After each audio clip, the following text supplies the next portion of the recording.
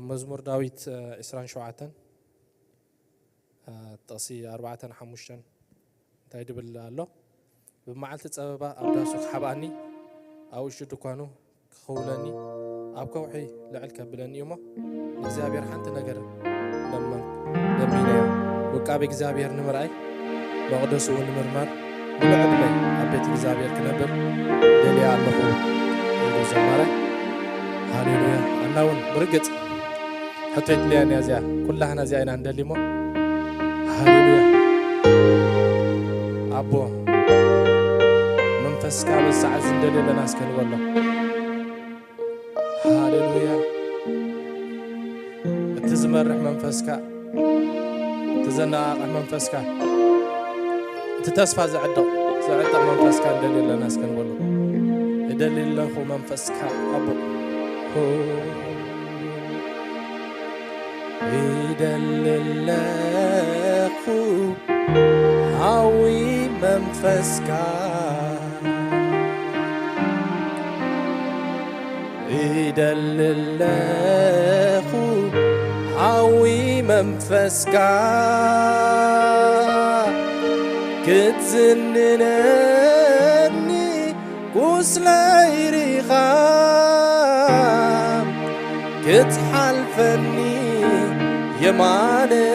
تخا كدس سني حياوي تيدك كتحلفني يماني تخا كدس سني حياوي تيدك زدلي زبل يداون على حفاظه هاليلويا يدلل له حوي منفسك يدلل له حوي منفسك كتزننني قسلي ريخام كتحلفني يماني تخاف كدس سني حياوي تيدك كتحلفني يماني تخاف كدس سني حياوي تيدك يدلل له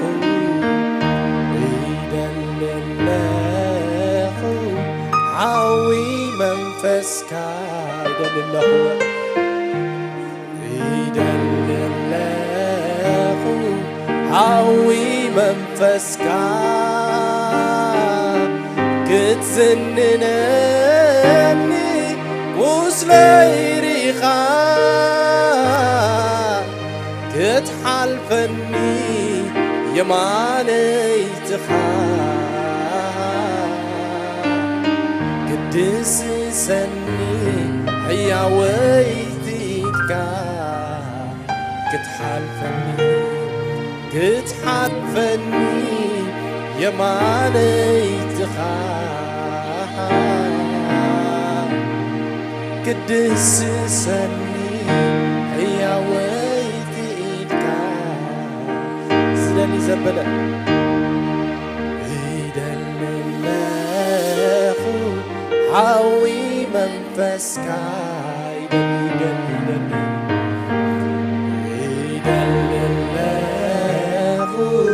حاوي منفسك كتزننني وسلي ريخام كتحلفني يماني تخاف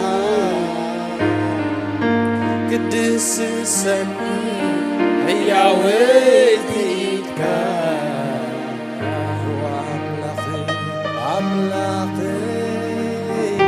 أملاخي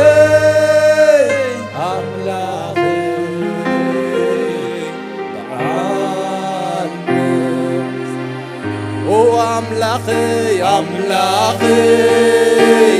أملاخي أملاخي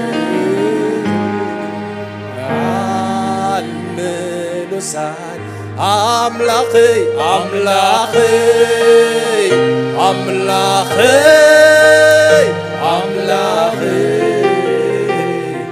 بعانا نخورا دمقاي نمحرت نهريت تعاسي نخورا نخورا دمقاي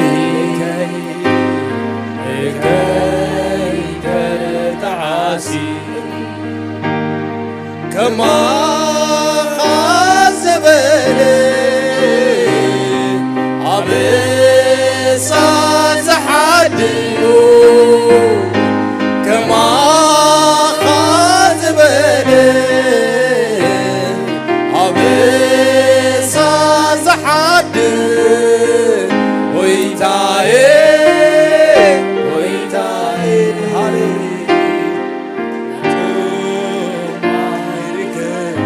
ركب ويتاي ويتاي فتوم عاي ركب الكورة دمواي كيك تعاسي نخورة نخورة دمواي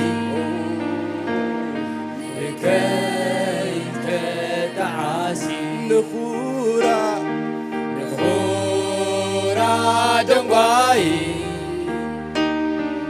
كي تعاسي كويتاي كويتاي كويتاي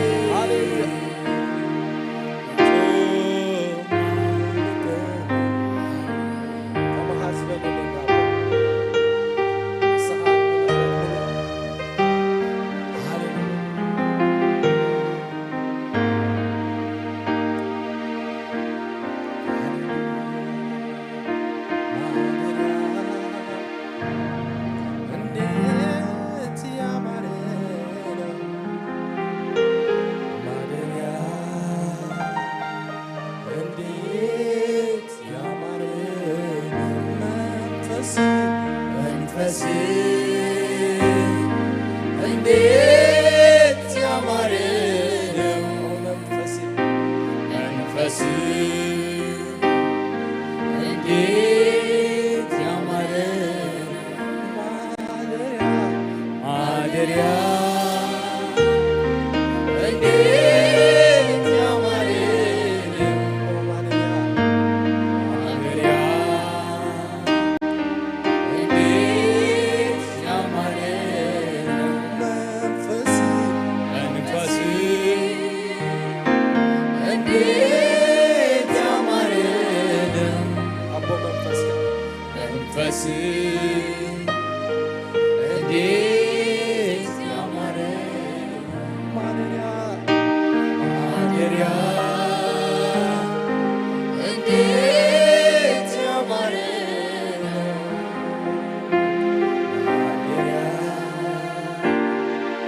እንዴት ያማረ መንፈስ እንዴት ያማረ መንፈስ እንዴት ያማረ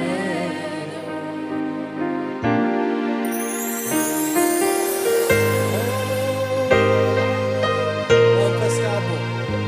አላሁነትካ ዕልም ማንም ንብሎ ማንም ደልዮ ሃሌሉያ አቦ በህዝብኻ ትሓልፍ በህዝብኻ ትንጊ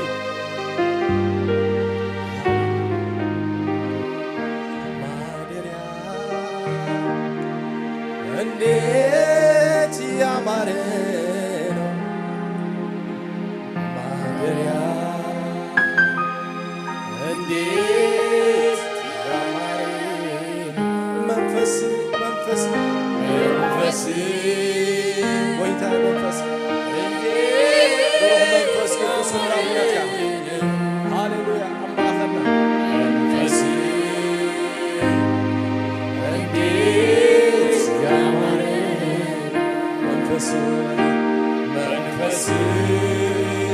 نقول لحق اصبر بسكرة زن منفسك زفوس منفسك زناع منفسك تصفى زمن منفسك حقوس زمن منفسك أبو انديت يا مارين منفسك أبو بروح منفس قدوس انديت يا مارين منفسي انديت يا مارين منفسي انديت يا مارين منفسي ترتع منفسك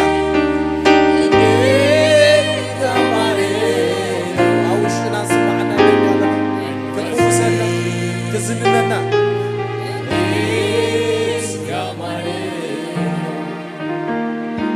كما يزكي كما يزفزو كما يحرزو كما يزنافو كما يزكي كما يزفزو كما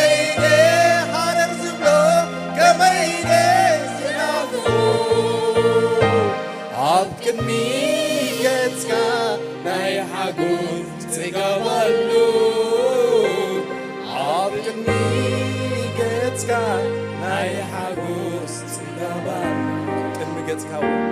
عاب كميتك ناي حقوق تقبلو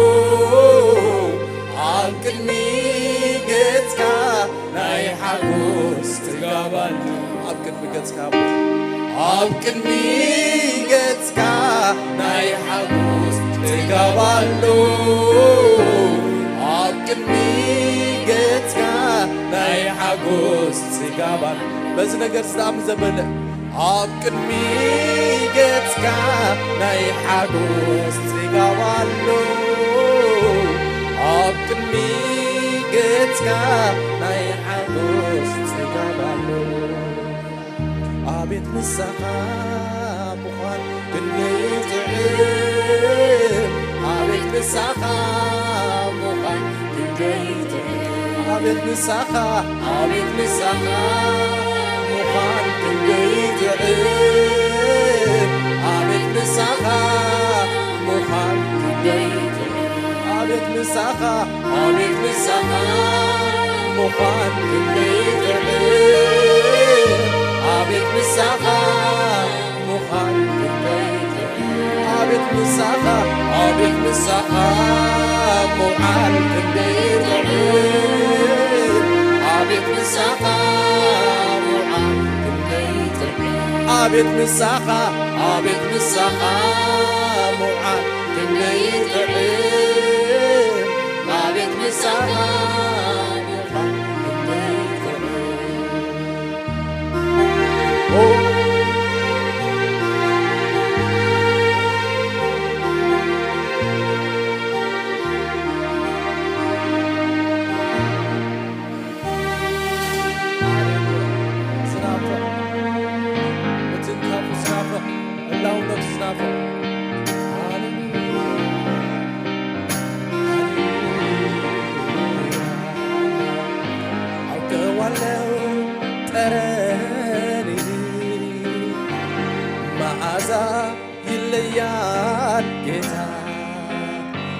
السوساقين يرسالو مدلاي منوري لافتا أوكوالو تريني معزا يليان جيتا السوساقين يرسالو مدلاي منوري لافتا أوكوالو تريني معزا يليان جيتا السوساقين يرسالو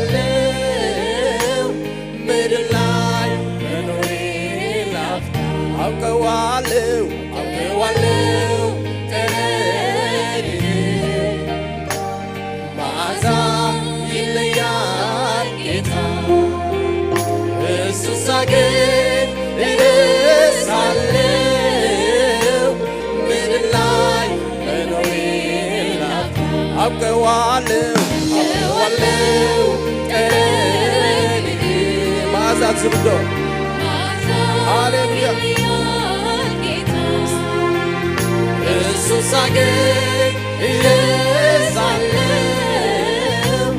ምድር ላይ መኖሬ ላፍታ አውቀዋለሁ ሙድመልት ሃሌሉያ እሱ ሳገኝ እረሳለሁ ምድር ላይ መኖሬ ላፍታ አውቀዋለሁ استعد لكع كم بطرس وإذا تريد مسلوته أبو منبرنا عنا تعمل بلا كل زرسع قوم يلغون هاليلويا لقرات كازر السع منفس ونتات كازر السع منفس هاليلويا أقوالو تراني معزا يليان كتاب السوساقين እረሳለሁ ምድር ላይ መኖሬ ላፍታ አውቀዋለሁ ጠረኔ መዓዛ ይለያል ጌታ እሱ ሳገኝ እረሳለሁ ምድር ላይ መኖሬ ላፍታ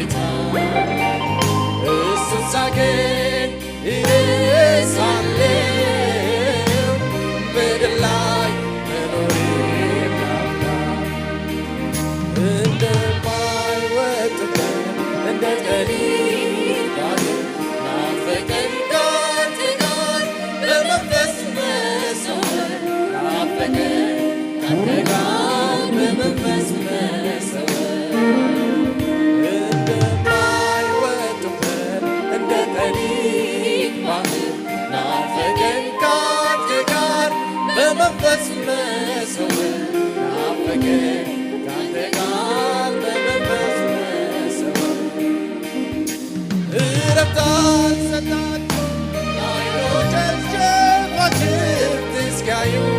ያንተን መገኘት ጉልበቴ ናፍቆቱ አንተ ነህና ፍስሐዬ ደስታዬ አለኝታዬ መከታዬ አንተ ካለ ሁሉ እንዳለ ይሰማኛል ምንም እንዳልሆን ፍስሐዬ ደስታዬ መከታዬ አንተ ካለ ሁሉ እንዳለ ይሰማኛል ምንም እንዳልሆን ፍስሐዬ ደስታዬ መከታዬ አንተ ካለ ሁሉ እንዳለ ይሰማኛል ምንም እንዳልሆን ተጋበይትኻ ዘተርእሰኒ የማነይትኻ ተሓቕፈኒ ኣብ ትሕቲ ጽላል ኣኽናፍካ ኾይነ ክንደይ ጥዕም እንታይ ሲኢነ ጽጋመይትኻ ተተርእሰኒ የማነይትኻ ተሓቕፈኒ ኣብ ትሕቲ ጽላል ኣኽናፍካ ኾይነ ክንደይ ጥዕም እንታይ ሲኢነ ብዘይክኣኻስ ካልእ ኣይደልን ካልእ ኣይደልን ብዘይ ክብርኻስ ካልእ ኣይደልን ካልእ ኣይደልን ብዘይክኣኻስ ካልእ ኣይደልን ካልእ ኣይደልን ብዘይ ክብርኻስ ካልእ ኣይደልን ካልእ ኣይደልን ሁሉ ከንቱ ናይ ከንቱነት ከንቱ ልበይ ዓዚዙ ናይ ዓለም ነገር ተተረፈኒ ገጽካ ግን ጐይታ ሁሉ ከንቱ እዩ ከንቱነት ከንቱ ልበይ ዓዚዙ ናይ ዓለም ነገር ተተረፈኒ ገጽካ ግን ጐይታ ብዘይ ብኣኻስ ካልእ ኣይደልን ካልእ ኣይደልን ብዘይ ክብርኻስ ካልእ ኣይደልን ካልእ ኣይደልን ብዘይ ብኣኻስ ካልእ ኣይደልን ካልእ ኣይደልን ብዘይ መንፈስካ ብዘይ መንፈስካስ ካልእ ኣይደልን ካልእ ኣይደልን ሁሉ ከንቱ እዩ ናይ ከንቱነት ከንቱ ልበይ ንኣኻ ላዩ ዝፈቱ ናይ ዓለም ነገር ተተረፈኒ ገጽካ ግን ጐይታ ኣይተወለኒ ኣብ ምድቃሰይ እዝክረካ እናነቓሕኩ ኣሓስበካ ሕይወት ትንፋሰይ ስለ ዝኾንካ ኣይኮነለይን ብዘይ ብኣኻ ኣብ ምድቃሰይ እዝክረካ እናነቓሕኩ ኣሓስበካ እናነቓሕኩ ኣሓስበካ ሕይወት ትንፋሰይ ስለ ዝኾንካ أيكون الليل بزي بقاها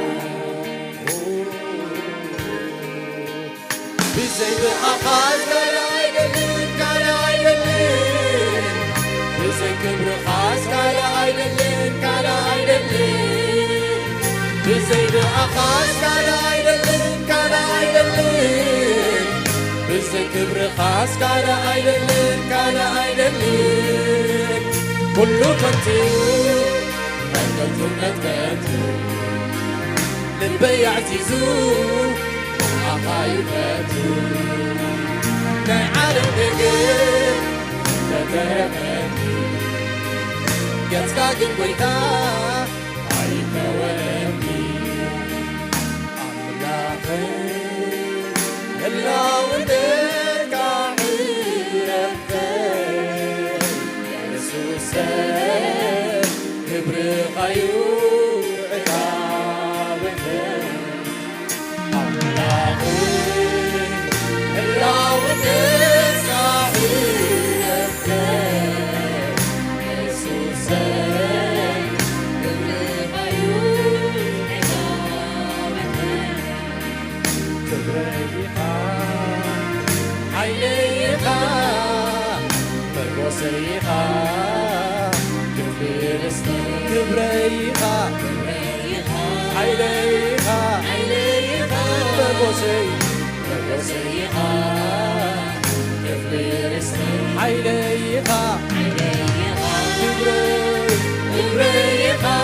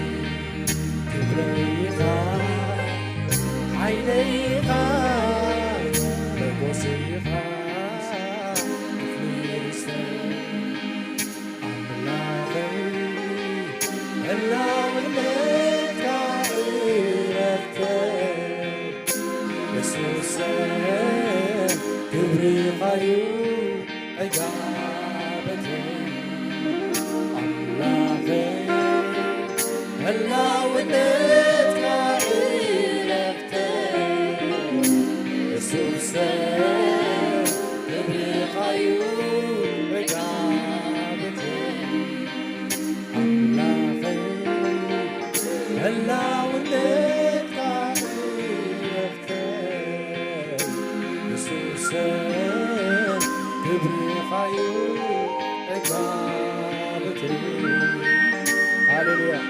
هلاونت كاترح عقابتنا منفس قدس بهلاو كاترح عقابتنا تملالس أمورنا تملالس أمورنا هاليلويا أبتصبح هاليلويا هاليلويا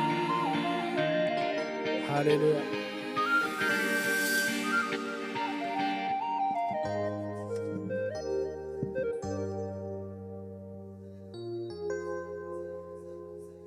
هاليلويا لعله هلاونت منفس قدس نسرع نجر والحدا نجر يبلنا تمنتايسي ريناينا تعمناينا زربا اليونيو مردا اي اليونيو ابتص صباح نصمو ندليون كزاربنا هنبوغون يقبأنا يمو كبرنا عيخون هاليلويا حجهان قويتا سلا عبيتو سلا تخالنو تخنو مسكنينا كبرو خنو بينا نقرم لنا بالسرار حقا خنو بلينا نقويتا سرعة خادنكي يخنو بلينا هاليلويا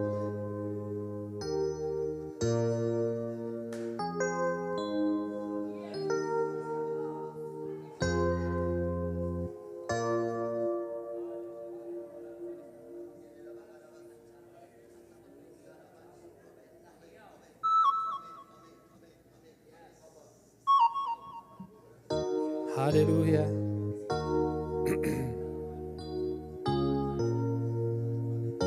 هاليلويا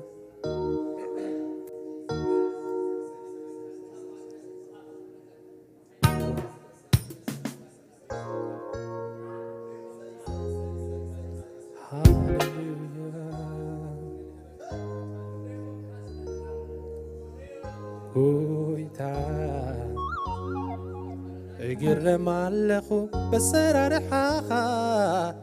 ኢየሱስ እግረም ኣለኹ በሰራርሓኻ ጎይታ እግረም ኣለኹ በሰራርሓኻ ኢየሱስ ይድነቕ ኣለኹ በሰራርሓኻ ሃሌሉያ ብስራሕ ኣምላኽ ዝድነቕ ዘበለስከ ክብሪ ንጎይታ ድምቕ ዝበለ ዕልልታ ንዑ ንበይኑ ሃሌሉያ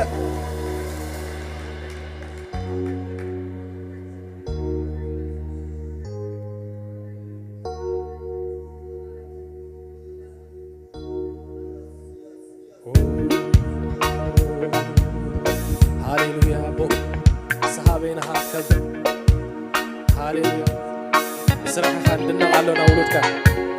ደቅኻ ክብሪ ኣዳውካ ርኢና ክብሪ ንህበካ ኣለና ኣቦ ባህ ይበልካ ኣምልኾና ባህ ይብልካ ኣትቆበሎ ሃሌሉያ ጎይታ እግረም ኣለኹ በሰራርሓኻ ኢየሱስ ይድነቕ ኣለኹ በሰራርሓኻ ጎይታ እግረም ኣለኹ በሰራርሓኻ ኢየሱስ እግረም ኣለኹ በሰራርሓኻ ጎይታ እግረም ኣለኹ በሰራርሓኻ ኢየሱስ እግረም ኣለኹ በሰራርሓኻ ጎይታ እግረም ኣለኹ በሰራርሓኻ ኢየሱስ እግረም ኣለኹ በሰራርሓኻ ስራሕካስ ፍሉይ እዩ ግብያዳውካስ ድንቅ እዩ ስራሕካስ ፍሉይ እዩ ግብያዳውካስ ድንቅ እዩ ስራሕካስ ፍሉይ እዩ ግብያዳውካስ ድንቅ እዩ ስራሕካስ ፍሉይ እዩ ግብያዳውካስ ድንቅ እዩ ስራሕካስ ፍሉይ እዩ ግብያዳውካስ ድንቅ እዩ ስራሕካስ ፍሉይ እዩ ግብያዳውካስ ድንቅ እዩ ስራሕካስ ፍሉይ እዩ ግብያዳውካስ ድንቅ እዩ ስራሕካስ ፍሉይ እዩ ግብያዳውካስ ድንቅ እዩ ስራሕካስ ፍሉይ እዩ ስራሕካስ ፍሉይ እዩ ግብያዳውካስ ድንቅ እዩ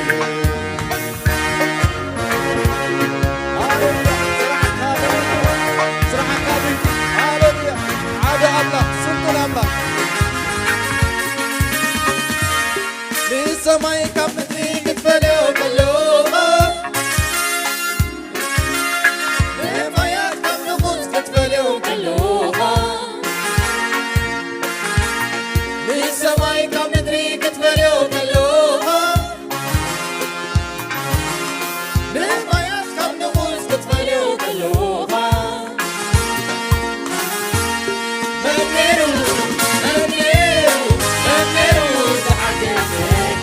ምስኻይኻ በይንኻ ኢኻ እዚ ኩሉ ዝገበረካ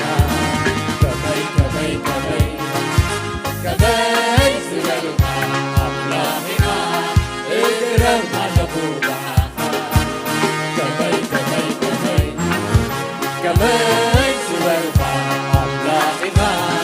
እግረም ኣለኹ ባሓኻ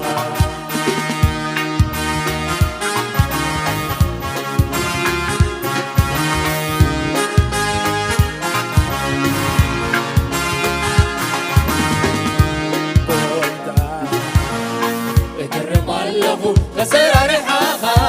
ኢየሱስ እድነቕ ኣለኹ በሰራርሓኻ ጎይታ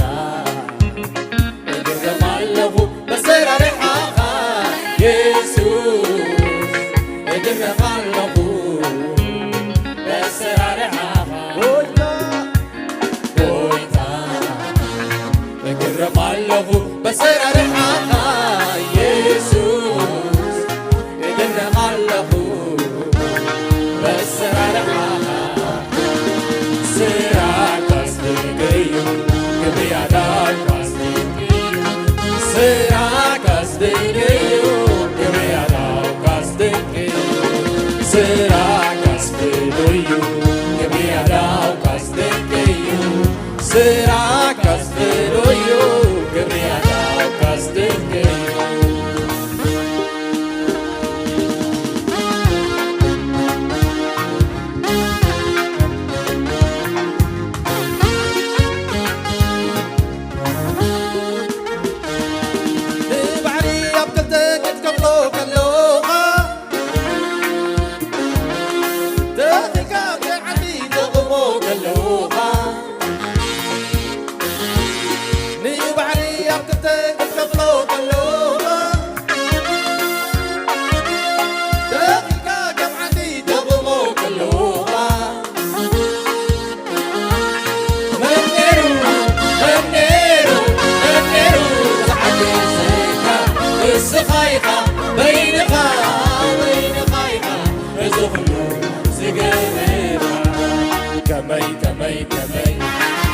كمي زبلك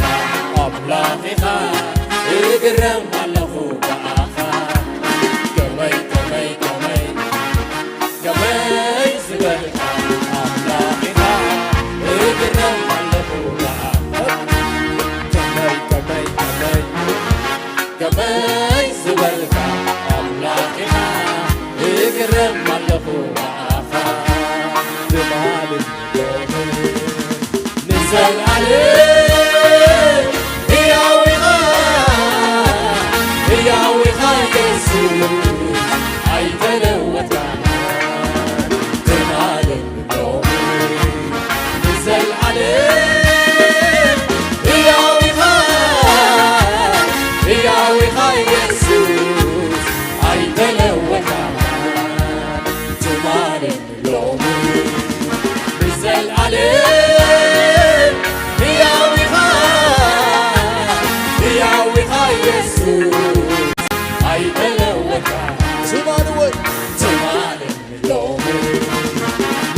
عليه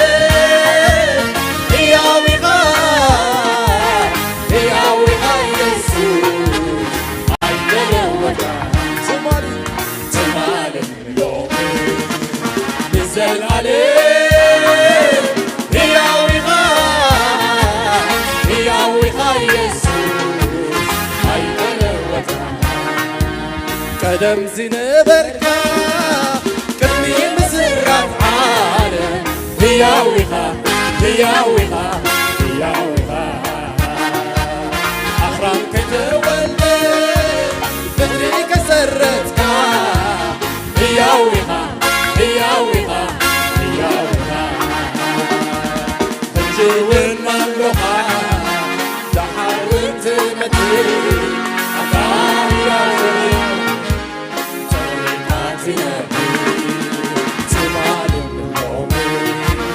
نزل عليه يا وغا يسوع عيتلوت تمال اليوم نزل عليه يا وغا يسوع عيتلوت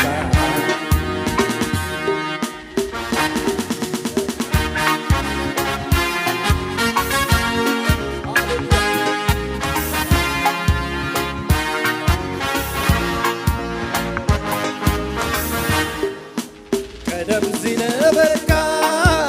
كرمي مسرات عالم هي وغا أحرام كتولد بدري كسرتك هي وغا حجي والمملوكة دحر وبتمتي عطاهيا وبنيا ولدك تنيكا تنبي تمال اليوم نزل عليه يا وغا يسوع عيتلوت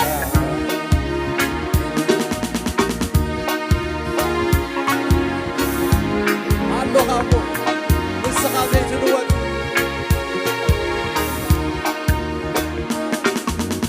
እግዚአብሔርን አሎኻ አይትለዋወጥን ኢኻ اللوخا عيد لواوتنيخا اللوخا يسوس اللوخا عيد لواوتنيخا እግዚአብሔርና ሎኻ አይትለዋወጥኒኻ ከም ቀደም ካሎኻ አይትለዋወጥኒኻ ትማልም ሎሚ ንዘለዓለም ሕያዊኻ ኢየሱስ አይተለወጥካ ትማልም ሎሚ ንዘለዓለም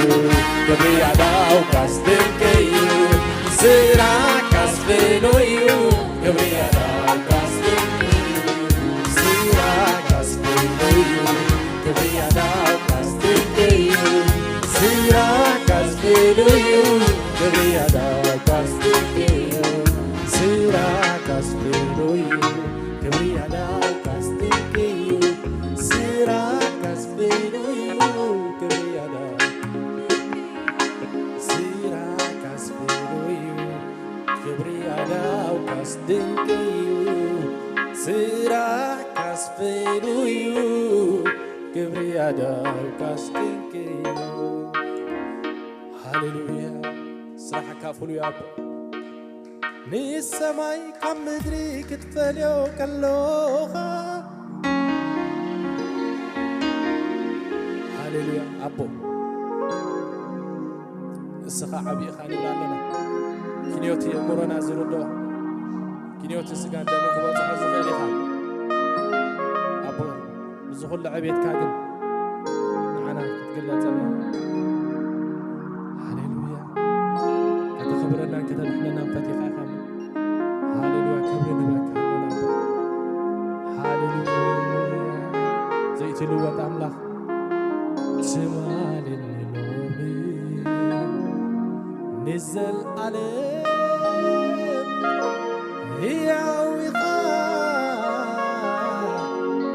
هي وخا يسوس عيتلوت كان أبو جمال النوم نزل عليم هي وخا يسوس عيتلوت كان زي كير أملاخ النوتو زي كير مسكزي زي عرق كل شيء حدش كمتنا كلام معلتاتو زلوا أملاخ هاليلويا حزب أملاخ زي أملاكا بس أملاخ زي مباح خبلك هاي قبويمو كبرين وعط راح يكون هاليلويا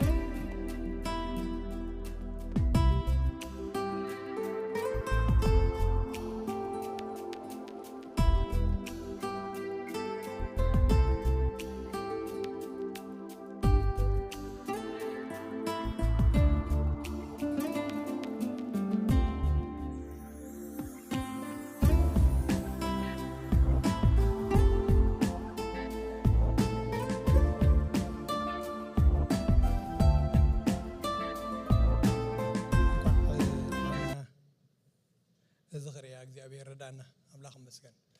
ብጣዕሚ ደስ ዝብል እዩ እግዚአብሔር ይባርክኩም አገልገልቲ ኩልኩም ሰሊሐወይ ሓንቲ ክብል ነይሩስ ልበይ ሕክሳይ ገራትኒ እንታይ ኢሉስ ሕጂ 18 ገይሮም እዮም በቃ ውሳኔ ናቦም ይሕደግሎም ኢሉስ ኣነስ ከይመርዓኹ የዳርዓኹ ይሓድግ ኢለ ለካ በበይኒ ዓዱ ማለት እዩ ግን እንታይ ኢሉ ሓደ ጥቕሲ ይዝክር ነይረ ብዛዕባ እዚ ነገር ማለት እዩ እንታይ ትብል ዕብራውያን ጥቕስላሲ ሙሴ ምስ ተወልደ ወለዱ ጽቡቕ ህፃን ምዃኑ ሪኦም በእምነት 3 ወርሒ ሓብእዎ ኣዋጅት ንጉስ እውን ኣይፈርሆን ኢሉ ማለት እዩ 3 ወርሒ ሙሉእ በእምነት ሓቢኦሞ ማለት እዩ ዝገርም እምነት እዩ ማለት እዩ ዝገርመኒ ነገር ሓቢኦም ግን ካብ 3 ወርሒ ንላዕሊ ታምሕባእ ግን ክትከይድ ኣይትኽእልን እያ ማለት እዩ ናቢኦም ምኽዱ ሕጂ ስለዚ 3 ወርሒ ተሓብኦ ኣመራፂ ስለዘየለ ከዓ በእምነት ከዓ ትፍንዎ ማለት እዩ ኣምፃ ኣቢላ በቃ ካብኡ ክቕፅል ስለዘይከኣል ንዒላ ንጓላ ብሓደ ሰብ ቀምጥ ኣቢላ ናብቲ ባሕሪ በእምነት ፈንያ ገሪፋቶ ማለት እዩ ከምኡ እዩ ናይዞም ደቅና ከዓ ማለት እዩ በእምነት ክሳብ 18 ዓመት ሓሊና ኣፅኒሕናዮም ኣለና ካብኡ ንዮ ከዓ ብምንታይና ንፍንዎ ማለት እዩ በእምነት ኢና ንፍንዎም እግዚአብሔር ይመስገን እቲ ናኣምኖ ኣምላኽ ከዓ ካብቲ ንሕና ንዕኦም እንሕልዎ ንላዕልስ ንሱ ይበልጥ እዩ እግዚአብሔር ይመስገን እሞ ኩልኩም አገልገልቲ እግዚአብሔር ይባርክኩም ብጣዕሚ ብዙሕ አገልግሎት ከም ዝገልገል ኣብዚ ቤተ ክርስቲያን ይፈልጥ ኣምላኽ ይመስገን ብፍላይ ስቂዳ ክሓስቦም ከለኹስ እዚኦም እኮ ትብሎም አገልገልቲ ኣለው ኣብዚ ቤተ ክርስቲያን ብሓቂ ከመይ እግዚአብሔር ይባርኮም አገልገልቲ ትብሎም ዘይደኽሙ ዘይሕለሉ አገልገልትስ ኣለው ኣብዚ ዘለናዮ ቤተ ክርስቲያን እግዚአብሔር ይመስገን ንሎም ግን ክልተ ሰባት ጥራሕ ክዝክረ ሶም ከዓ ዮአብ ሓውናን ሳሚን ሓውናን ማለት እዩ ይገርመኒ እዩ ማለት እዩ እዚ ኩሉ ናይ ኮቪድ ጀሚርና ከይዕረፉ ሓደ ጊዜ መዘምራን ሓደ ኣቱ ሓደ ወፅ ንሶም ኣይዕርፉን እዮም ማለት እዩ ሰንበት ኣይዕርፉን እዮም ብዘይ ምሕላል ከዓ የገልግሉና እግዚአብሔር ዮአብ ሓወይ እግዚአብሔር ዓዚዝ ይባርክኩም ሳሚ ሓወይ እግዚአብሔር ዓዚዝ ይባርክ ያ ነቋፅሮ ኢና አገልግሎትኩም ክብለኩም ደልየ ቅድማ ውና ብዙሕ ዋጋ ኢኹም ትኸፍሉ ኣይትዕርፉን ኢኹም ብብዙሕ ነገር ንሕና ነቋፅሮ ኢና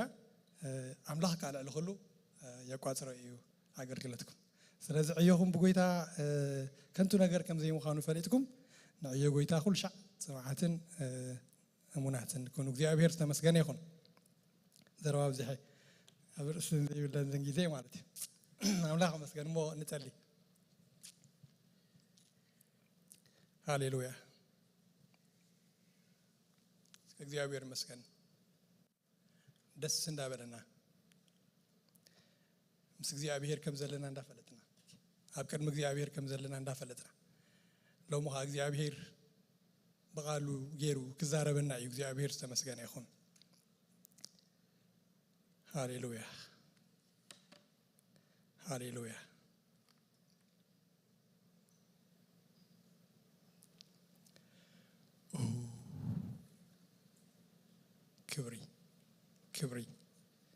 ክብርና ኻ ጎይታ መምህር ኢኻ ንስኻ ጎይታ መምህር ኢኻ ንስኻ ጎይታ መንጎና እግዚአብሔር ወላ ሓደ እኳ መምህር የለን ንስኻ መምህር ኢኻ ሎሚ ንዓ እግዚአብሔር ንነፍሲ ወከፍ ክትዛረቦ በቃ እግዚአብሔር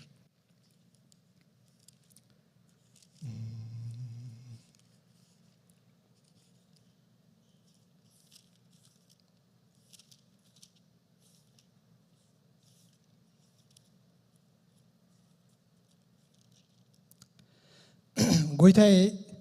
ካብ ወለዶ ንወለዶ መዕቆቢ ኮንካና ኣኽራን ከይተወልደ ምድርን ዓለምን ከይፈጠርካ እረ ንስኻስ ካብ ዘላለም ንዘላለም ኢኻ ኣቱም ደቂ ሰብ ተመለሱ እናበልካ ንሰብ ናብ መሬት ትመልሶ ኣለኻ شع عمت أب كدميخا كم زات مال زحلفت معلتن كم من كحليتن ينمو كم بوحي استقفهم كم تخستايهم كم بقي حازلم لمسعري نقوه يعنبب يلملم دما عقام الشيء يتصد مو ينكت بغرخات فينا ينامو بقطع خاسم بيدنا نابسنا بكدميخا نحبو حتياتنا برانقت كاتقمول لخا بزلو معلتاتنا بقطع يحلف عمتاتنا كم هتان حلفنا لنا مو معلتات عمتاتنا 7 عمت انت بزح 8 عمتيو قالتي في حلف نفيروني خيدي مو كبرتو تعارن مكرانيو كم زقبا من تخفرها كايلوس نحايل غراخان نقطع خان زحسبو منيو طبعاً لبي من تخركب معلتاتنا خن كوتر مهارنا قويتا يتملسك سامعس نبارت كام حرم كلن معلتاتنا خن حقوس باكب للناسي نقوه تسقخات قبلنا بمتى نزل جندا كنا معلتاتن كفو زرعنا لنا عمتاتنا أحقوسنا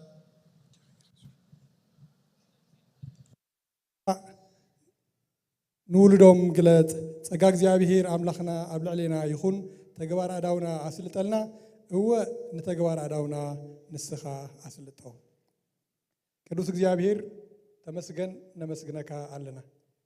إحنا بكرمي خازن لنا زيابيهير أملاخ ببزح محرتك ببزح لحواتك ببزح دقفك ببزح ياونتك عن فقر خانينا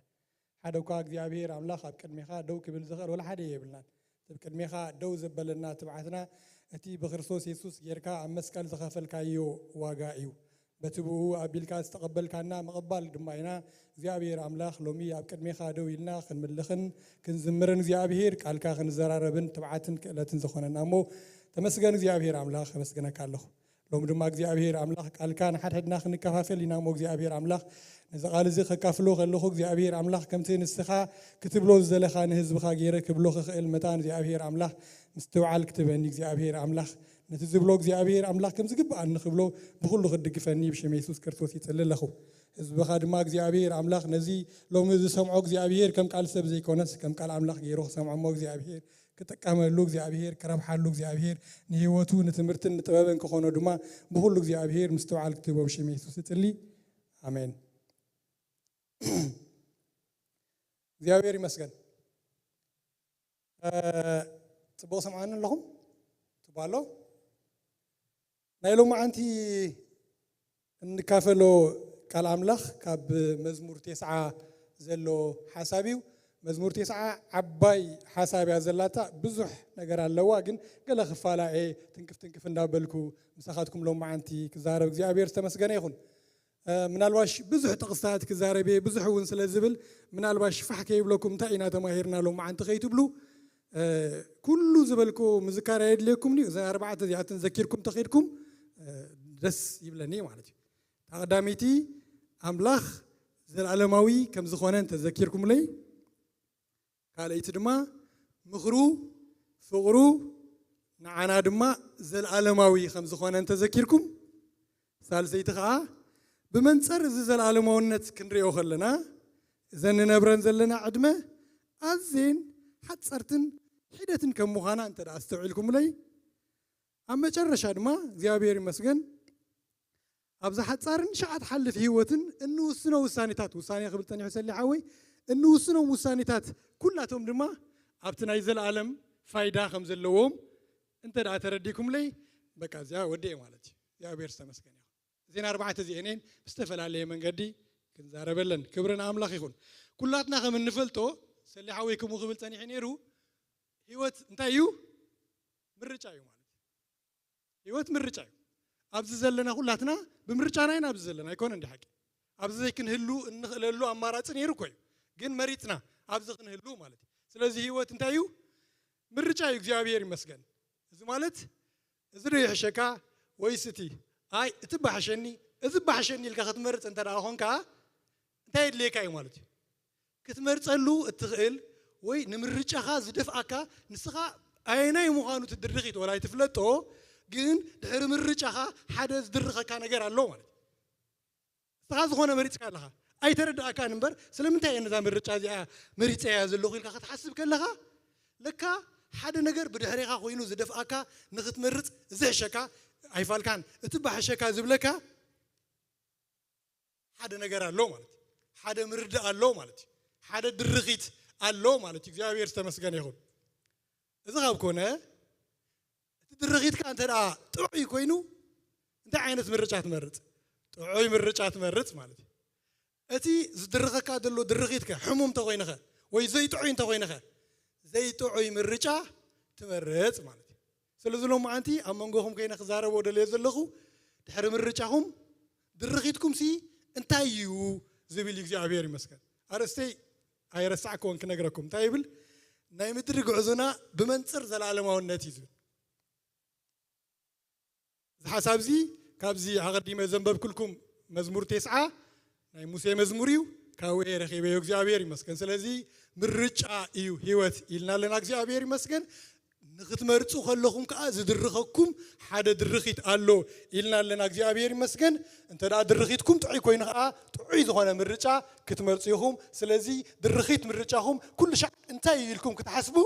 ብግዲ እዩ ማለት እግዚአብሔር ይመስገን መዝሙር 9 እምበር እግዚአብሔር ይመስገን እዚ ድርኺት እዚ እዚ ናይ ምርጫና ድርኺት እዚ ጥዑይ ክትከውን እትምህረና መጽሓፍ ኣምላኽ ይመስገን መተው ኾነና ግን መተው ኾነና ኣረስተይ ወንኮም ኢለኩም ሰለኹም ዝነብሮ ዘለና ህይወት በመንጽር ዘላለምነት ኢልናዮ ስለ ዘለና ዘላለምነት እንታይ ማለት እዩ ዝኾነ ሰብሲ ዘላለም ማለት እንታይ ማለት እዩ ኢልካ ሓጂትካስ እንታይ እዩ ዝምልሰልካ ክትቋጽሮ ትኽእል ኣብ ኣእምሮኻ ዘላለምነት ክርዳእካ ይኽእል ዘላለም ዳ ማለት ከምዚ ማለት እዩ ክትብሎ ትኽእል ክትቋጽሮ ትኽእል ክትቋጽሮ ፈጽምካ ኣይትኽእልና ሓደ ካብቲ ባህርያት እግዚአብሔር ክትቋጽሮም ዘይትኽእሉ ብዙሓት ናይ እግዚአብሔር ባህርያት እኳ እንተለው ገለ ሓደ ካብቲ ባህርዮም ድማ ዘላለምነት እዩ ማለት እንታይ ክትብሎ ትኽእል ዘላለምነት ክትቋጽሮ ንኽእል ካበይ ጅምር ዘላለምነት ጀምር ካብቲ ስኻ ካብቲ ኩሉ ካብቲ ይውዳእ ዘላለምነትከ መጨረሻ ከለዎ ይብሉን ማለት እግዚአብሔር ዝተመስገነ ይሁን እዚ ናይ እግዚአብሔር ባህሪ እዩ ማለት እሞ እቲ ኣዝዩ ዝገርም ነገር ግን ወላ እኳ ኣእምሮና ከቋጽሮ ኣይኽኣል ንዘላለምነት ኣምላኽ ግን ኮነ ኢሉ ንዘላለምነት ኣበይ ኣንቢርዎ እዩ ኣብ ልብና ግን ኣንቢርዎ እዩ ግን ወላ እኳ ዘይፈልጦ ክንሱ ወላ እኳ ከቋጽሮ ዘይኽእል ክንሱ ሲ ነፍሲ ወከፍ ሰብ ግን ኣብ ልቡ ዘላለምነት ከም ዘለዎ ግን ይፈልጥ ኖት ኦንሊ ስኻትኩም ብጎይታ ዝኣመንኩም ናይ መንፈስ ቅዱስ ብርሃን ዘለኩም ዘይፈልጥ ፀረ ኣምላኽ ዝኾነ ኤቲስ ዝኾነ ኸማን ኣጋመ ወዳእታ ናይ ህይወቱ ዘላለምነት ተፍርያ ዝኾነ ማለት እዩ ዝኾነ ከም ዝዕሉልና ኣጋመ ወዳእቶም ኩላቶም ፈርዮም እዮም ዝኸዱ እዩ ዝበሃል ዋይ ዘላለምነት ኣብ ልቢ ነፍሲ ወከፍ ሰብ እንታይ ኮይኑ ስለ ዘሎ ኣትዩ ስለ ዘሎ ስለዚ እዩ መክብብ 3:11 ክነግረና ከሎ ንኹሉ በብግዚኡ ጽቡቕ ገይርዎ ክንሱ ሰብ ከዓ ኣምላኽ ነቲ ካብ መጀመርታ ዝገበሮ ግብሪ ምስትውዓሉስ ኢንኳ ክንሱስ ከቢድ እኳ ክንሱሲ ግን ኣምላኽ ንዘላለምነት ኣበይ ኣንቢርዎ ኣብ ልቢ ሰብ ኣንቢርዎ ስለዚ እግዚአብሔር ይመስገን ንዘላለምነት እዩ ድራኺት ናይ ምርጫና ክኸውን ዘለዎ ማለት እግዚአብሔር ዝተመስገነ ይኹን እሞ ዘላለምነት ክንገልጾ ካብ ዘይከኣልና በእምሮና ግን ተፈተና እንታይ ኣለዎ እስከ ንፈትኖ ምሽ ሓደ ጊዜ ናይ ኣምላኽ ሰባት ከምኡ ገብሩ እዮም ንጎይታ ኢየሱስ ክርስቶስ ምስሩ ምስ ረኣይዎ ክብሩ ምስ ረኣይዎ ክገልጽዎ ይስእኑ እሞ ግን ይፍትንዎ ምሻቀይ ሰርዴስ ይመስል ከምዚ ይመስል ጽባቕዩ ከምዚ ይመስል ራብዓይ ምዕራፍ ራእይ ኸይድኩም ክትሪእዎ ከለኹም ማለት ንሕና ቃስከን ዘላለምነት ክልተ ይመስል ኢለ ክነግረኩም ኣይኮነን ግን ይመስል ኢለ ክነግረኩም ዘላለምነት ማለት ሓደ ቆልዓ ብንእሽተይ ኩባያ ገይሩ ንውቅያኖሳት ናይዚ ምድሪ እዚ ብሙሉ ሪኢኹም ኣለኹም እንተዝከኣል እሞ ኣብ ሓደ ክእክቦ ዝከኣል ነይሩ እንተዝኸውን እሞ እንዳጨንፈለ ክእክቦ እንተዝፍትን እሞ ክንድቲ ዝወስደሉ ዓመታት ክንድቲ ዝወስደሉ መዓልታት ዘላለምነት ገለ ንእሽተይ ጫፍ ናይ ዘላለምነት እዩ ወይ ድማ ካልኣይ ምሳሌ ይኽበኩም ሕፃታት ምድሪ ብሙሉ ሕፃ ማለት እዩ ናቱ ብሙሉ ሲንግል ሕፃ ከምዛ ፍረ ጣፍሪኹም ኣለኹም ሲንግል ሕፃ ብሙሉ ንሓንቲ መዓልቲ እንተትውክል ነይራ እሞ ኣብ ምድሪ ዘሎ ብሙሉ ሕፃ ኩሉ መዓልታት እንተዝኸውን እሞ ኩሉ እንተዝእከብ እሞ ንዘላለምነት እንታይ እዩ ገለ ጫፉ እዩ ዘላለም ኣይኮነን ንስኹም ገለ ጫፉ እዩ ማለት ዘላለምነት ከመይ ከቢድ ዋዛ ኣይኮነን ዘላለምነት ማለት እግዚአብሔር ዝተመስገነ ይሁን ስለዚ ብዛዕባ እዚ ዘላለምነት እዚ ኻበልና ኣምላኽ ይመስገን ሕጂ ናብቲ ዘበገሰኒ ጽሑፈይ ከምጻኩም እዚ ዘበገሰኒ ጽሑፈይ መን ይዘማር እዩ ሙሴ እዩ ኣብቲ ጽሑፍ እንታይ ይብል ሙሴ ናይ ኣምላኽ ሰብ ዝጸለዮ ጸሎት ይብል እግዚአብሔር ይመስገን ሙሴ ይዘማራ እዩ ናይዚ ዘበገሰና ሓሳብ ማለት እግዚአብሔር ይመስገን ኩላትና ከም እንፈልጦ እዚ ሙሴ እዚ ትርጉም ዘላለምነት ጽቡቕ ጌሩ ዝተረዳ ሰብ እዩ ሰላዓ ወይ ተዳ ብዙሓት ሰበኽቲ اليوم ሎሚ ኩሎም ተዛሪቦም ሰበኽቲ ሽርፍርፍ አቢሎም ማም ዛረብ ነይሩ ሰለ ማለት እዩ ብዛዕባ ሙሴ ዛረብ ነይሩ እዚ ሙሴ እዚ ትርጉም ዘላለምነት ዝተረዳ ሰብ እዩ ናይ ምድሪ ህይወቱ ኣዝን ሓጸርቲ ምዃናን ብመንጽር ዘላለማውነት ዝጠመተ ሰብ እዩ ስለዚ ኾነ ኸዩ እዚ ሙሴ እዚ ዝመረጾ ዘበለ ምርጩ ድርኺት ምርጩ ቅኑዕ ስለ ዝኾነ ቅኑዕ ዝኾነ ምርጫ ኣብ ህይወቱ ዝመረጸ ናይ ዕብራውያን ጸሓፊ ንሙሴ ክምስክረሉ ኸሎ ብዛዕባ ምርጩ ማለት እዩ ከምዚ ኢሉ መስኪርሉ ዕብራውያን ምዕራፍ 11 ቁጥሪ 24 ከድና እንተ ዳንቢብና እንታይ ይብል ሙሴ ምስ ዓበየ ወዲ ጓል ፈርዖን መታን ከይበሃልሲ ብእምነት አበየ ምስ በለ ካብ ንጊዜኡ ትብል ማለት ካብ ንጊዜኡ ብሓጢአት ባህ ዝብሎሲ ምስ ህዝቢ ኣምላኽ መከራ ክጸግብ እንታይ ገበረ ሓረየ 26 ሽዑ እንታይ ትብል ማለት እዩ ናብቲ ዓስቢ ጠመተ እሞ ካብ መዝገብ ግብፅሲ ነቲ ፀርፊ ክርስቶስ ብዙሕ ሃብቲ ገይሩ ቆፀሮ እዩ እግዚአብሔር ዝተመስገነ ይኹን እዚ ጸላያይ ሙሴሲ ብዛዕባ ዘለኣለምነት ጽቡቕ ምርዳእ ዝረኸበ እዩ እግዚአብሔር ዝተመስገነ ይኹን እዚኣ ቀዳመይቲ ማለት ናይዛ መዝሙር ካልኣይ ከዓ እዛ መዝሙር እዚኣ ኣብ መንጎ መን እያ ትዝመር ዘላ ኣብ ማእከል መን ኣብ ከመይ ዝመሰሉ ህዝቢ እያ ትዝመር ዘላ ኢልካ እንተ ደኣ ርኢኻያ ከዓ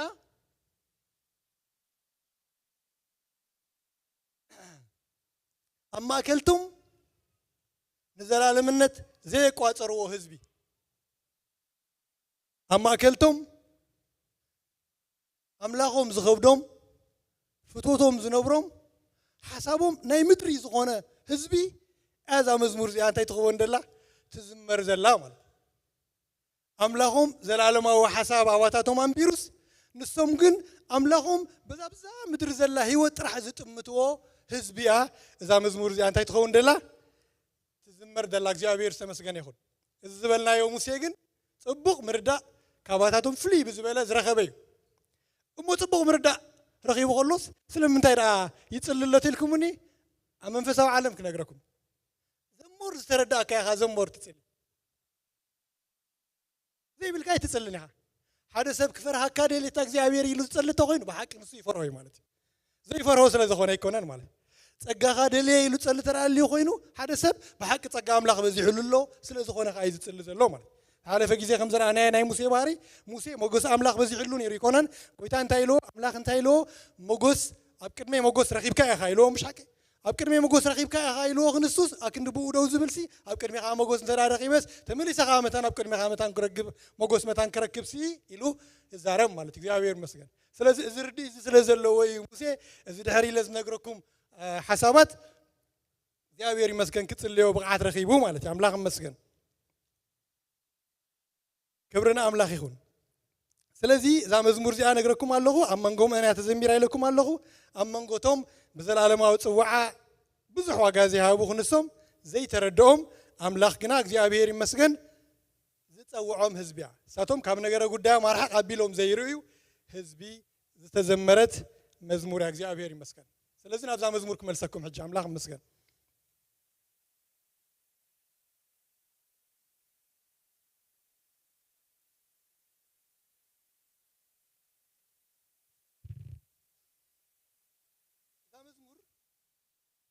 تجمر قويتا إيلو كولدو نولدو معقوبي كون كان نايلو لا خمس قويتا إيلو كولدو نولدو معقوبي كون كان إذا زمراي نظام مزمور زي آخر جمرة خلو زلوا مردا رايو እግዚአብሔር ነዚህ ህዝብ እዚ ካብ ግብጽ አውጥዩ ንኸነአን ክእትወኸሎ ሓቂዩ እግዚአብሔር ይመስገን ተዛሃቦ ተስፋ ማዓርን ጸባን ተውሕዝ ሃገርያ መንባራ ዝጥዕምትያ ግን እዚ ዘመራይ ዝግን መንበሪኡ ከነአን አይኮነት ከነአን ምኻድ እኳ ጽቡቕ ተኾነ ብተስፋ እኳ ክነብር አደልተ እንተነበረ እዚ ሰባኻይ እዚ እዚ ዘመራይ ዝግን መንበሪኡ ከነአን አይነበረት ስለዚህ እንታይ ዝብል ደሎ ጎይታዬ ካብ ወለዶ ንወለዶ እንታይ ኮንካና معقوبي كونكانا أبتنا إنجليش تقول you have been our dwelling يبل مالتي منبرنا إخان سخا in all generation ንስኻስ መንበሪና ኢኻ ይብል እዚ ዘማራይ እግዚአብሔር ዝተመስገነ ይኹን እዚ ዘማራይ እዚ ኣብ ካልእ መዝሙር እሱ ዘመሮ መዝሙር ኩላትና እንፈልጦ ዘዳግም 32 33 ናይ ሙሴ መዝሙር እዩ ዝበሃል ኣብኡ እውን እንታይ ኢሉ ዘሚሩሎ ኩላኻትኩም ትፈልጥዎ ጥቕሲዩ 33 26 ዘዳግም ወይሽሩን ነቲ ንረድኤትካ ብልዕልንኡ ኣብ ደመናታትን ኣብ ሰማያትን እተወጥሐ ኣምላኽ ዝመስሎ የለን ምስ በለ 27 እንታይ ትብል እቲ ኣምላኽ ጥንቲ ትብል ጥንቲ ማለት ኣብቲ ናይ እንግሊሽ እንታይ ይብሎ ኢተርናል ጋድ ማለት ጥንቲ ክብል ከሎሲ ጥንቲ ማለት ኣይኮነን ዘለዓለማዊ ኣምላኽ ማለት እዩ እቲ ኣምላኽ ጥንቲ እንታይ ኢሎ መንበሪኻ እዩ ኢሎ ስለዚ መንበሪ ናይዚ ሰባኻይ እዚ ናይዚ ዘማራይ እዚ ከናና ኣይኮነትን ማለት መንበሪኡ መን እዩ እቲ ዘለዓለማዊ ኣምላኽ እዩ መንበሪ እዩ ስለዚ ክጅምራ ከሎ ነዛ መዝሙር ስለዚ እንታይ ኢሉ ጎይታዬ ካብ ወለዶ ንወለዶ እንታይ ኮንካና መዕቆቢ ኮንካና እግዚአብሔር ዝተመስገነ ይኹን እዚ ምስ በለ ቁጥር 2 ንርአያ ያሽዑ እንታይ ይብል ኣኽራን ከይተወልደ ምድርን ዓለምን ከይፈጠርካ እረ ንስኻስ ካብ ዘለዓለም ንዘለዓለም እንታይ ኢኻ ኣምላኽ ኢኻ እግዚአብሔር ዝተመስገነ ይኹን እንታይ ከይኮነ ኣኽራን ከይተወልደ ምድርን ዓለምን ከይፈጠርካ እረ ንስኻስ ካብ ዘለዓለም ንዘለዓለም እንታይ ኢኻ ኣምላኽ ኢኻ እግዚአብሔር ዝተመስገነ ይኹን እዚ ምርዳእ እዚ ኣሕዋተይ ቀሊል ምርዳእ ኣይኮነን ኣምላኽ ይመስገን ካብ ዘለዓለም ንዘለዓለም እዚ ምርዳእ እዚ ኣሕዋተይ እንታይ ኣይኮነን ቀሊል ምርዳእ ኣይኮነን ካብ ዘለዓለም ንዘለዓለም ንስኻ እንታይ ኢኻ ኣምላኽ ኢኻ ኣምላኽ ይመስገን እንታይ ማለት እዩ ካብ ዘለዓለም ንዘለዓለም ንስኻ ኣምላኽ ኢኻ እንታይ ማለት እዩ ቀዳማይ ምርድኡ እንታይ ማለት ይመስለኩም ኣሕዋተይ ንስኻ ኣይጎድለካን ኣይውሰኸካን ኣይትልወጥን ኣይትቀያየርን ኣምላኽነትካ ፍጥረት ምስ ተፈጥረ ከም ገጸ በረኸት ዝሃበካ ኣይኮንካን ፍጥረት ኣይኮነን ንዓኻ ኣምላኽ ገይሩካ ንስኻ ብርእስኻ ካብ ወለዶ ንወለዶ ኣምላኽ ኢኻ ንስኻ ካብ ዘለዓለም ንዘለዓለም ኣምላኽ ኢኻ ህላውነት ፍጥረት ኣይኮነን ንዓኻ እንታይ ገይሩካ ኣምላኽ ገይሩካ እዩ እግዚአብሔር ዝተመስገነ ይኹን ንስኻ ምንጭ ኩሉ ኢኻ ንስኻ ኣዛዝ ኩሉ ኢኻ ንስኻ ፀዋር ኩሉ ኢኻ ንስኻ ተቆፃፃሪ ናይ ኩሉ ኢኻ ንስኻ ኢኻ ነዚ ኩሉ ፍጥር ክህሉ ዝገበርካዮ ንስኻ ኢኻ ነዚ ኩሉ ፍጥር ክቅፅል ዝገበርካዮ ንስኻ ኢኻ እዩ እግዚአብሔር ይመስገን እዚ ምርዳእ ንስኻ ካብ ዘለዓለም ንዘለዓለም ኣምላኽ ኢኻ ማለት እዚ እዩ ምርዳእ እግዚአብሔር ዝተመስገነ ይኹን እዚ ምርዳእ እዚ ኣሕዋተይ ቀሊል ምርዳእ ኣይኮነን ብፍላይ ነዞም ነገልግል ኣሕዋት እዚ ምርዳእ እዚ ብጣዕሚ እዩ ዘድልየና እግዚአብሔር ይመስገን እዚ ምርዳእ እዚ እንተዳ ሃልዩና ኣምላኽ ይመስገን ምንም ዘይንውስኸሉ ግና ክንውስሉ ከለና ባህ ዝብሎ ኣምላኽ ነገልግል ምህላው ስለንፈልጥ ክንደይ ደስ ብል ማለት እዩ እግዚአብሔር ዝተመስገነ ይኹን ካልኣይ ምርዳእ ናይዚ ንስኻ ካብ ዘለዓለም ንዘለዓለም ኣምላኽ ኢኻ ዝብል ካልኣይ ምርዳእ እንታይ ይመስለኩም ንዓይ ዘለካ ወይ ንዓና ዘለዎ ፍቅሩ ከዓ እንታይ እዩ እስከ ዘለዓለማዊ እዩ ማለት እዩ እሱ ኣይልወጥን ይሙሽ እቲ ፍቅሩ እቲ ለውሃቱ እቲ ምሕረቱ እቲ ፃውዒቱ ከዓ ንዓና እንታይ እዩ ዘለዓለማዊ እግዚአብሔር ዝተመስገነ ይኹን ኤርምያስ ነዚ ክነግረና ከሎ ኤርምያስ 31 ቁጥር 3 ኸይድኩም ተንቢብኩሞ ከምዚ ይብል እግዚአብሔር ይመስገን እግዚአብሔር ይብል ኣምላኽ ይመስገን እንታይ ገበረኒ ካብ ርሑቕ ተራእየኒ ይብል ብናይ ዘለዓለም ፍቅሪ እንታይ ገበርኩኺ ኣፍቀርኩኺ ብምሕረት ድማ እንታይ ገበርኩኺ ሓሰብኩኺ ይብል ኣምላኽ ይመስገን ስለዚ ንስኻ ካብ ዘለዓለም ንዘለዓለም ኣምላኽ ኢኻ ምባል ምርዳእ ናይዚ ሓሳብ እዚ ቀሊል ኣይኮነን ማለት እዩ ኣሕዋተይ እንታይ ዝርዳእካ ልዑላውነት ኣምላኽ እዩ ዝረኣየካ ማለት እዩ እግዚአብሔር ዝተመስገነ ይኹን ስለዚ ካብ ዘለዓለም ንዘለዓለም ኣምላኽ ኢኻ ዝብል ምርዳእ ለውሃትን ፍቅርን ሕያውነትን ኣምላኽ ንዓኻ ዘለዓለማዊ ምዃኑ ኢኻ ትርዳእ ካልኣይከ ካብ ዘለዓለም ንዘለዓለም ንስኻ ኣምላኽ ኢኻ ዝብል ምርዳእ እግዚአብሔር ይመስገን ፃውዒቱ ምኽሩ መደቡ ሁሉ ንዓይ ንዓኻትኩም እንታይ እዩ ዘለዓለማዊ እዩ ፀዋዕካ ከሎስ ዘለዓለማዊ ምኽሪ ገይሩ እዩ ፀዊዕካ ኣምላኽ ይመስገን ኤፌሶን 1:4 ከምዚ ይብል እግዚአብሔር ይመስገን ከምቲ ብፍቅሪኡ ኣብ ቅድሚኡ ቅዱሳንን መንቅብ ዘይብሎምን ምእንቲ ክንከውን ቅድሚ ምምስራት ዓለም እንታይ ዝገበረና ዝመደበና ይብል ማለት እዩ ኣምላኽ ይመስገን ስለዚ ኣምላኽ ዘለዓለማዊ ክንብል ከለናሲ ፃውዒቱ ድማ ንዓና እንታይ እዩ ዘለዓለማዊ እዩ ኣምላኽ ይመስገን ስለዚ ኣነ ንስኻትኩም ስቂልና ብሃንደበት ዝመፃናስ ኣይኮናን ማለት እዩ ከምቲ ዳዊት ኢልዎ ዘሎ መዝሙር ዳዊት 139:6 ከምዚ ኢሉ ኣሎ 16 ከምዚ ኢሉ ኣሎ عينتها دك خلوا راياني تنمدوبات معلتاتي حنتكوا خي نبرت كلها تنتهي قبر كياني له أم تصحفك تصحيفنا الله يلو مالي سلازي نا أملاخ مخرنا عخمسي نا أملاخ مخرنا عي نا أملاخ مخرنا كلاتنا انتايو زلالماوي مالتك زابير مسكن ده سايبل كبرنا أملاخ سلازي بز أبز مدر زلوا حدا جيزي مخان حدا جيزي زي مخان انتهي تخون كم خمس أي تبلن أملاخ مسكن جن كومون يبلينا مش حكي نفسه كبسم ترى أخيركمو أب نابرو واي زبل حتى لو حكي لو مو تزيب لكم حدا معل تخلوكم يقول سوال له جن واي جن سلامتاي جن كم زخون زلوا زبال نجار له حكي نفسه كبسم نفسه كفالو أجونا እግዚአብሔር ይመስገን كومو ስለዘለና በቃ ጽብቅና ኸው አምላኽ ዝርሓና ከይመስለና ከምኡ ከምዚ ዋይ ዝብል ብዙሓት ናይ እምነት ኣቦታቱን ሓደ መዓልቲ ብዝተፈላለየ መንገዲ ተፈቲኖም ልዮም ኤርምያስ ክነግረኩም ሓደ መዓልቲ እንታይ ከም ዝኾነ ከምዚ ኢሎ ኦጎይታይ እንተ ተማጎትኩኻ ንስኻ ጻድቕ ኢኻ ኢሎ ኣብቲ ሓድሽ ትርጉም ከምዚ ትብል ኦጎይታይ ሽዑ እኳ እንተረታዕኻኒ ግን ክማጎተካ ኢሎ ማለት ኣይትሰዓርን ኢኻ ማለት ክማጎተካ ደልየ ነይሮ እሞ ግን ምሳኻ ተማጉት እሞ መን ስዕር ምስ ደገዝማቲ መን ተማጓቲ ይብልዎምሽ መን እሞ ስዕር ገና ክዛረበካ ክጅምር ከለኹሲ ኣነ ተጋጋያይ ምዃንኩስ ፍሉጥ እዩ ይኹን እምበር ከመቦኑ ይውሉድ በቃ ግን ሓንቲ ሕቶ ግን ክሓተካ ይብል ማለት ኣምላኽ እስኪ ሕተት ዝበሎ ኮይኑ ይስማዓኒ እስኪ ሕተት ሓራይ እንታይ ኻ ክትብል ደሊኻ ኢልዎ መስለኒ ሕቶኡ ከምዚ ትብል ነይራ ግን ስለምንታይ መንገዲ ረሲያ እንሰልጥ ኢሎ እዚኣ ጨኒቓቶ ነይራ ማለት እዩ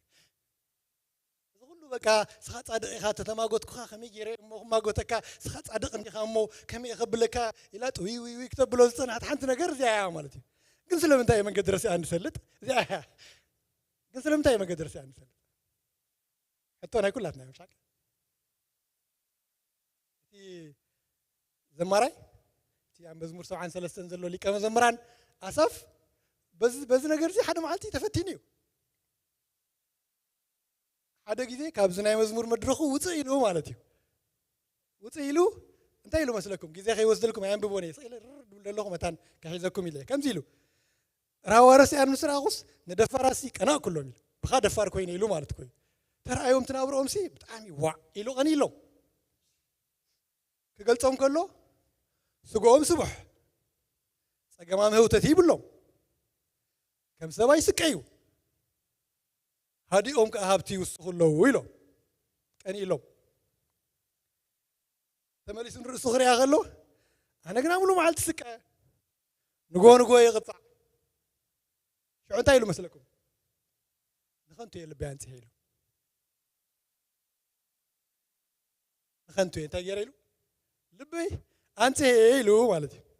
ነዚ ዘመራይ ዝቐርብ ኢልኩም ንኣሳፍ ማለት እዩ ቀርብ ኢልኩም ኣሳፍ እንታይ ወሪዱካ ስለምንታይ ኢኻ ክሳብ ክንዲዚ ልብኻ መሪሩ ክሳብ ክንዲዚ ስለምንታይ ኢኻ ንደፋራት ቀኒእካ ኣሎም ኢልኩም ተሓቲትኩሞ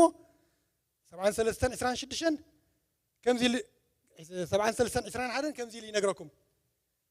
እንታይ ኮይኑ ዶ እወ ልበይ ምስ መረረ ኣብ ኮላሊተይ ከዓ ምስ ተወጋእኩ ዓሸኹ ደንቆርኩ ይብል ማለት ናብዚ ኩሉ ዘበለንሲ እንታይ ኮይነ እስከ ልበይ ተወጊአ ኮላሊተይ ከንታይ ኮይኑ እስከ ልበይ መረረ ኮላሊተይ ከንታይ ኮይኑ ተወጊአ ከምዚ ዘበለኒ ምክንያት ልበይ ምስ ተወግአ እዩ እምበር ፈትየ እኮ ኣይኮንኩን ካብ እግዚኣብሔር ዝጥዕም እንደሎ እዩ ግን ክብደት ናይቲ ዝተወጋእክዎ ምረትን ኮላሊተይ ከዓ ምስ ተወጋእክዎ እዚ ዝበልኩ ይብል ማለት እዩ ኦኬ ሞ ብኡ ቀፂልካ ዲኻ ነኖ ኣይቀፀልኩን ብኡስ ኣይቀፀልኩን ይብል ከመይ ጌርካ ዳ ተመሊስካ ብናይ ጥቕሲ እንታይ ምስ ሓሰብካ ዳ ተመሊስካ ናብ ኣምላኽካ እዎ ተመሊሰ ከመይልካ ተመሊስካ ዳ እንታይ ምስ ሓሰብካ ተመሊስካ እንተኢልካዮ ከምዚ ይብለኩም 26 ይነግረኩም ማለት እዩ ስጋይን ልበይን እኳ እንተማመነ ኣምላኽ ንዘለኣለም ከውሒ ልበይን ክፍሊ ርስተይን ሂ ኢዝ ማይ ፖርሽን ማለት እዚ ምስ ሓሰብኩ ተመሊሰ ይብል ማለት ኣምላኽ ምስ አንተዊ ልቡ ምስተወገአ ምሽ ጉሂዩ ነይሩ ክምለስ ከሎ ግን ስጋይን ልበይን እኳ እንተማመነ መውጋእቲ ቀሊል ነገር ኣይኮነን ማለት እዩ ጉሂዩ እኳ ተኾንኩ ግና ከእግዚአብሔር ይመስገን ኣምላኸይ ንዘለኣለም እንታይ እዩ ከውሒ ልበይን ክፍሊ ርስተይን እዩ ሂ ኢዝ ማይ ፖርሽን እግዚአብሔር ዝተመስገን ይሁን ስለዚህ እንታይ ዝብለኩም ዘለኹ እዘን ነብረን ዘለዋ ሓፀርቲ ዕድመታትና ብመንፅር ዘለኣለማውነት እንዳታርስተ ስለዚህ አሳፍ ናብቲ ናይ ቅድም አምልኾ መዝሙሩ ክምለስ ከሎ ብኸመይ ተመሊሱ ተይልና ዘለዓለማዊ ፍቅሪ አምላኽ ዘለዓለማዊ ሕያውነት አምላኽ ዘለዓለማዊ ደገፍ አምላኽ ዘለዓለማዊ ምኽሪ አምላኽ ምስ ዘከርኩ ሽዑ ናበይ ተመሊሰ ማለት እዩ ናበይ ተመሊሰ ናብ መድረኸይ ተመሊሰ ኢሉ ብዛዕባኦም ታክገብር ሽዑር እዩ ብዙሕ ነገር ብዛዕባኦም ክርኢ ጀሚሩ ማለት ኣነ ከም ጃክ ግን ስለምንታይ ግን ረሲኣ እንድሰልጦም ኢለ ክሓስብ ከለኹ መፅሓፍ ቅዱስ እውን ከም ዝድግፈኒ በቃ it's a general grace ማለት አቀይምሽ general grace በቃ ምናልባሽ ከምቲ ጳውሎስ ኢሎም ዘሎሲ አምላኽ ካባታቶም ዘይረሓቐ ክንሱት ምናልባሽ ሓሰስ ኢሎም እንተረኸቦ ሲ መታን ናብ ድሕነት ክመፁ ኢልዩ እግዚአብሔር ከምዚ ዝገብር ዘሎ ማለት አይገርመኩምን ከምኡ ዶ ትርእዩ ሓቀ ሓደ ጊዜ ዓመፅቲ ሰባት ዓሚፆም ንሓንቲ ጓል ረኺቦም ብዓመፆም ሰብ ወሊዶም ጉልሕምሕም ዝብል ከመይ ዝመሰለ ጽቡቕ ቆልዓ ወልዱ ሓደን ብኺዳን ሓዳር ዝገበረ ብኺዳን ዝተመርዓወ ብቅዱስ መውስቦ ዝተራኸበ ዓራቱ ዘይርከሰ ክንሱ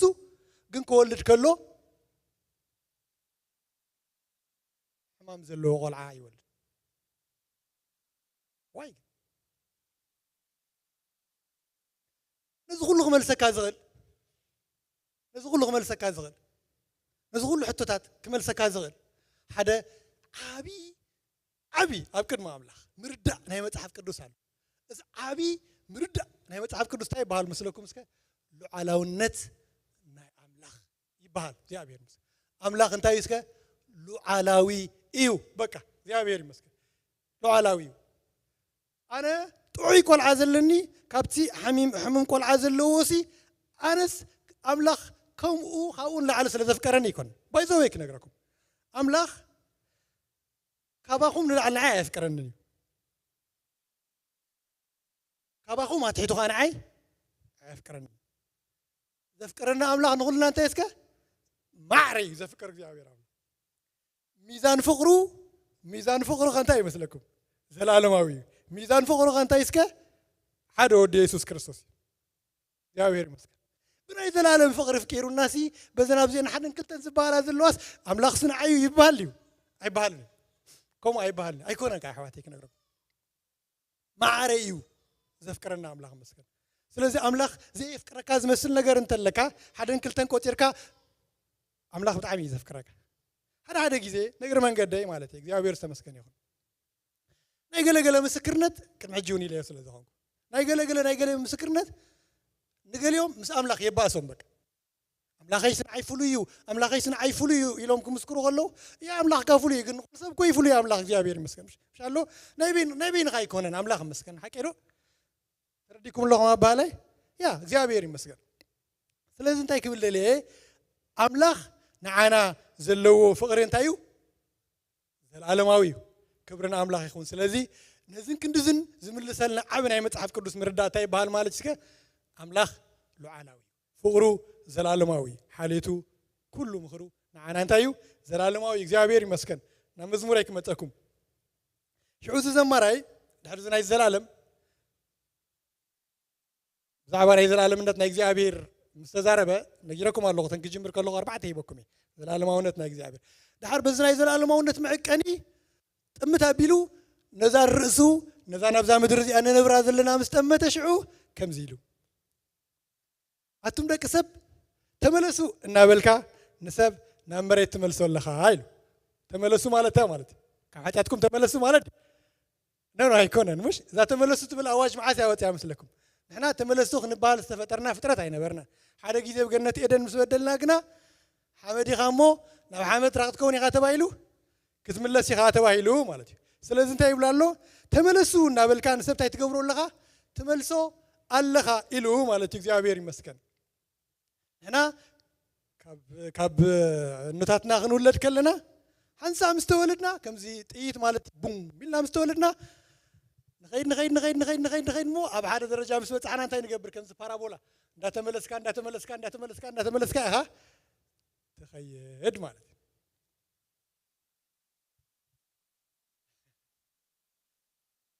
الزمراي إذا سلسلة دويو أبدا نبي زلنا صحفتي 45 كم زيلو زلوا مالتي شع عمت أبكر ميها 5 مال زحلفت معلتي كم من كحليتين مو كم بوحي استقفهم كم تغستايهم كم بوحي لملم سعري نقول عم ببي لملم دما أقام شيء تعد صدمون تايغون ينك إلو سلزي سبنتاي مالتيو حنسب مستولده كم زيلو دلو عدمنا غنتاي لولو 7 تبزحه دحريو غنتاي 8 كاوني نيو غنتاي نغون نملس مالي سلازي انتنا 5 بارابولا ريهم ما خونكم 4 نخيدمو كاو 4 نيو مس مصانا انتاي نغون مالتك እንዳተመለስካ تخيد مالتي زندقنا منالباش ديولو ግን انا እንዳፍቶም መምላስ የዘለኹ ገሊኹም ካ ትመለስ ለኹም ማለት كما هيوت ማለት ግን አምላክ መስከን دحريك نغركم بزي غير ايوداكم ني تسفا خمزلنا نغير يزفانوكم ግን كملس كلنا بتسفا ኢና نملس ዘለና ማለት እግዚአብሔር ይመስገን ነዘን حصرت ዕድመታትና ክንድምንታይ መዃነን ካ ባዕሉ እንታይ ከም ዝመስላ ካ ዘማራ ይዘኸም ብበልኩም ጽናሕኩ ነጊሩና ማለት አምላክ መስገን ያዕቆብ ነዚ ምርዳ እዚ ወሲዱ እንታይ ኢሉ መስለኩም ነቶም ጽባሕ ናትና እዮም ዝብሉ ጽባሕሲ ከምዛ ገይሮም ዝተቆጻጸረዋ ማለት ኣብ ኢድና እዮም ዝብሉ እዚ ክንገብር ኢና ከም ጽኻ ክንገብር ኢና ዝብሉ ምንም ፍርሃት ዘይብሎም ማለት ንጽባሕ ኣብ ኢዶም ዝሓዝዋ ትመስሎም ሰባት ክነግሮም ከሎ ከምዚ ኢሎም ንስኻትኩም ሲ ኢሎም ያዕቆብ 4:14 ማለት ንስኻትኩም ሲ ነቲ ጽባሕ ዝኸውን እንታይ ትገብሮን ኣይትፈልጥዎን ኢኹም ኢሎም ድሓር ከምዚ ኢላ ሓቲቶም ህይወትኩም ዳ እንታይ እያ ኢሎም ካብኦም መልሲ ተጸብየና ህይወትኩም ዳ እንታይ እያ ኢሎም ህይወቶም ክነግሮም ከሎ እንታይ ኢሎም نورب جيزة ترايا دحار زمنن انتاهم تكي يهم يلو دحار زغرن نورب جيزة ترايو دحار تاهم زمنن تكي يهم بقى تكي يهم انا بتعمي يغرمني زياس كمي مالج تكي يبل مالج اذا تباسنا تقاتلنا تጨፋጭፈና በቃ አምላክ ተባ زي تقبرنا زي ብለና 7 8 ዓመት ትኪ ከመይ ማለት ትክር ብለሎ ወጀኻት ብሎን ያዕቆብ مش ትኪ ቆና ዘን ናና ባኺል እንተሪፈናና አለው አምሽ አከ ያዕቆብ ግን ስለምንታይ ይትክድ ብለን ዘሎ ይጥቁም ነገሩ ማለት ዛዝ ነብራ ዘለና ህይወት አረስተና ይከማ አምሽ አከ ዛዝ ነብራ ዘለና ህይወት በመንጽር ዘላለምነት ያዝብል ምሽ አከ ያዕቆብ ነዛ ትኪ ዝብለን ዘሎ በምንታይ ርእዩ በመንጽር ናይ ምንታይ ይርእዮ ትሬሽዮ ክሰርሕ ከሎሲ ኦቨር እንታይ ስለ ዝገበሮ እዩ ትክ ኮይኖ ኦቨር እንታይ ገይሮ እስከ ኦቨር ኢተርኒቲ ገይሮ ማለት 7 ተዋሐደ 80 አምሻሎ ኦቨር ኢተርኒቲ ክንደይ ዚሮ ኢተርኒቲ እስከ ሚሊየንስ ሞዳታ ዘይብሉ ኦቨር እንተ ጌርካዮስ ዕድሜኦም ክንደይ አትኮን ብሬሽዮ ክንደይ አትኮን ትኪ ኢለዋ ማለት ትኪ ስለዚህ እዩ ዘማራይ ኣብ ቁጥር 12 ናይ ዝሒዝናዮ ዘለና መዝሙር ከምዚ ኢሉ ዝዘመረ ጥበበኛ ልቢ ምን ተረክብሲ መዓልታተይ ክቆጽር መዓልታትና ክንቆጽር ታይ ግበረና መሃረና ዘበሎ እዚ ሐሳብ እዚ ማለት እግዚአብሔር ይመስገን ስለዚህ ሕዋተይ ጥበበኛ ልቢ ታይለኩም ኣለኹ አንቶይ ቁኑዕ ምርጫ ክመርጽ ቁኑዕ ውሳኔ ክህልዎ ዝገብር ልቢ ማለት አምላክ ይመስገን ጥበበኛ ልብ ዘለዎ ሰብ ማለት ተመለሱ ከየርከበት እንኸላሲ ኣብዛ ምድር እዚኣ ከም ጋሻን መጻተኛን ኮይነ ነዛ ኣብዛ ምድር እዚኣ ትጥዕም ጥራሕ ዘይኮነሲ ነቲ ብድሓር ዘሎ ህይወት እናጠመትኩ ንዕኡ ብዝጥዕም መንገዲ ውሳኔይ ክገብር መገደይ ከቕንዕ ህይወተይ ክመርሕ ዝብል ሰቢ ማለት እግዚአብሔር ይመስገን ሓደ ጆናታን ኤድዋርድ ተባሃለ ሰብኣይ ኣሎ ከምዚ ኢሉ ታይሉ መስለኩም እዛ ሕጂ ዝነብራ ዘለኹ ህይወት ማለት እዛ ሕጂ ዝገብራ ዘለኹ እዛ ሕጂ ዝውስና ዘለኹ እዛ ሕጂ ዝብላ ዘለኹ ዘረባሲ ጎይታ ወይ ድማ ኣነ ፍርቂ ሰዓት ተሪፋትኩም ተተባሂልና ማለት ጎይታ ክምለስ ፍርቂ ሰዓት ተሪፋ ዘላ እንተ ተባሂለ ወይ ድማ ኣነ ንኽኸይድ ክምለስ ፍርቂ ሰዓት ተሪፋትኒ ምዃና ፈሊጠ ዘይገብራ ተኾይና ኣይገብራን ኢሉ ማለት እዛ ሕጂ ዝገብራ ዘለኹሲ ጎይታ ኮ ፍርቂ ሰዓት ተሪፈዋ ምስ በሉኒ ግልፋ ቢልያ ዝኸይድ ተኾይና ኣይገብራን ኢሉ ማለት እዛ ሕጂ ዝዛረባ ዘለኹ ጎይታ ኮ ፍርቂ ሰዓት ተሪፋቶ ምስ በሉኒ ሕትም ዘብላ ተኾይና ኣፈይ ኣይዛረባን እየ ኢሉ ማለት ሬዞሉሽን ናቱ ብዙሕ ሬዞሉሽን ኣሎ ካብቲ ሓደ ሬዞሉሽኑ ማለት ኩሉ ከመይ ዓይነት ኣተሓሳስባ እዩ ማለት ጥበበኛ ልቢ ማለት كم زعينت مالتي እግዚአብሔር ይመስገን ሓደ ገልጋሊ ዝፈልጦ ገልጋሊ ነይሩ ኣብ በረኻ ከለኹም ሳይ ዝነበረ ገሊኹም ትፈልጡ ኢኹም ሽሙ ምን ጋር ያድልየንን እዩ ኣብ በረኻ ሰዋ ከለናስ ንሰበይቱ እንታይ ኢሉ ፅሒፉላ መስለኩም ዘይክንራኸብ ንኽእል ኢና ኢለዋ ክኸብድ ምሽ ዘይክንራኸብ ንኽእል ኢና ኢሉ ዘመኑ ተተኾን በኢየሱስ ክርስቶስም በቃ ቃላት ኣፍካ ገለ ማለት እዩ ንበሉኒ ማለት حما قال كم أفكار توت قلم تبع له زي كراغب نغلينا مالته نفسه يا مالتك كويت أخذ متزغل ونانا خيد يخل جن إلى حج زي كراغب نغلينا ترى يكون زي كراغب نغلينا بزم درزمو جن أبسماي متى نزل على بحنساب كنبر هو تكتري ويتمل أختني روان بكا صنعي نفعي برتعي زحيش هو متى أبسماي كنحلف يتمل أختو مال كم استحساس وازي كل ما قلت كنت زي حسبكمو اتليس نحن تحسبكم ابي ودكم بزح طعمكم مش تكدكوا سخلكم سي زي كتسقوا خيلي لكم تدكيسكم سي صبغي ايكون عندي حواد صبغي زي كتسق تغيلي يقالي مش حكاي ايقال ندي فريكم باريكم يقاليو بزحات كحادرو كدقسو كتسقوا بلان زغور زي تسقوا كبصحوا يلوم زي بصحوا الله يقاليو خمسة أجر حدكم لكم الله تسفات لكم يك أنا أملاح تسفات لذات ولكم أنا يكون كل جن يكالي بك معن سابق إسكا زيك ترغب زكالي لازم تيكون إسكا إذا حجتوا سنو زلها وسانيتات إذا حجتوا بلو زلها سي إذا حجتوا مدبو زلها سي أكوردي ناتور أيومو كن عديو طبعا يخون مستوعى لخون مالتي زي عبير استمسكن يخون بطرس صبغتي تسفاهي ونالو إذا بطرس هيونا زلوا تسفى خبي يمتوا مثلكم كابي ساس معرف 4 يمتوا كم زت بلت أنا إساس معرف 4 دمت أواج بالحدا يلو أواج مستبهلسي سب أواج كسمع له إذنه كر مسبل انتهي زبل أواج وجه مثلكم سجاز زبله كله سعري كله خبرة عم ببا مروريو سعري نكت عم ببا يرقف زبل أواج سمعه دهري الله تعال قرفاني كل سبع أذانه 5 غيرهم سمعت انت يزبل أواج تأويجه سعريخا عم ببايخا كترقفيخا كتنكسيخا زبل أواج تأويجه بزنه زغول سبب ماله جن حري لاقن تغسل له تاي تبل مسلكم قال እግዚአብሔር ዝገብር ግና ታይ ገብር ኢሎ ንዘላለም ይነብር ኢሎ እግዚአብሔር ይመስገን ጴጥሮስ ነዚ አዩ ውስድ አቢሉ እንታይ ኢሉና መስለኩም እቲ ዝተነግረኩም ቃል ብስራት እንታይ እዩ እዚ ኢሎ ቀዳይ ጴጥሮስ ኩላኻትኩም ተዝክሮ መጽሐፊዩ ንምንታይ ዝተጻሕፈ መጽሐፊዩ ናብ መከራ ዘለው ዝተጻሕፈ መጽሐፊዩ ሓቂ ከመጋየሽን ከም ስደተኛታትን ከም መጻተኛታትን ተገይሮም ዝምከሩ ዝነበሩ ማሕበር እዮም እግዚአብሔር ይመስገን ንዖም እንታይ ዝብሎም ደሎ እቲ ተነግረኩም ቃል ብስራት እዚ ኢሎ ቅድምዚ ኣዋጅ ዝምንጋሮም ኣቀድም ኣቢልኩም ልዕል ኢልኩም እንተ ኣንቢብኩሞ ከምዚ ዝብል ሓሳብ ያቀዲሙ ነጊሮም እንታይ ኢሎም ንስኻትኩም እምነትኩም ተስፋኹም ናብ ኣምላኽ ምእንቲ ክኸውን ሲ ናብቲ ክብሪ ዝሃቦ ኣምላኽ ታይኾንኩም ኣለኹም ኣሚንኩም ኣለኹም ብህያውን ንዘላለም ብዝነብር ካብ ቃል ኣምላኽ እምበር ካብ ጠፋእ ዘር እምበር ካብ ጠፋእ ዘር ኣይኮንኩምን ከም ብሓድሽ እንታይ ዝኾንኩም ዝተወለድኩም ስለዚ እዚ ተስፋ እዚ ኣለኩም ኣምላኽ መስገን ስለዚ ወላ እኳ ንምለስ እንተለና ወላ ምምላስና እኳ ቀሪቡ እንተሎ ግናኸ ብምንታይ ኢና ንምለስከ ብተስፋ ኢና ንምለስ ብኸመይና ብተስፋ ንምለስ እግዚአብሔር ይመስገን እቲ እንታይ ዘይሕዞ ኣምላኽ መስገን እቲ ተመለስ ዘይሕዞ ኣምላኽ መስገን ጎይታ ኢየሱስ ክርስቶስ ተመለስ ሒዞ ድዩ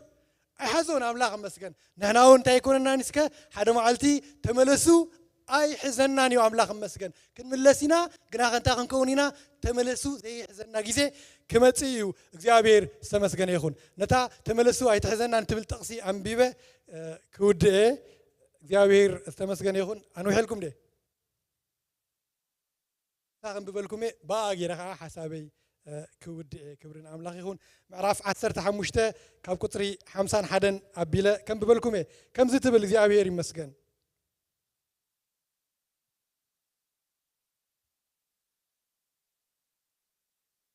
ግናኸ ሓወቴ ስጋን ደምን መንግስቲ ኣምላኽ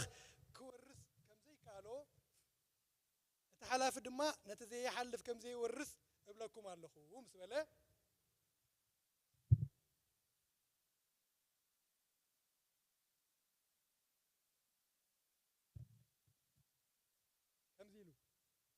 إنه مستير نجركم الله كلاتنا تخنكونينا كل وقت مبر كلاتنا هاي كندك سنينا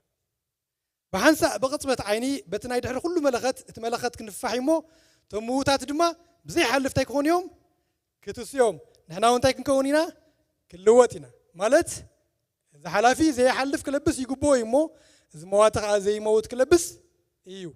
إذا حلافي زي حلف مثل بسه إذا مواتون زي موت مثل بسه شعو تصحف موت بأوت واحد زبلوغال كفت ساميو وموت أبي له حيلها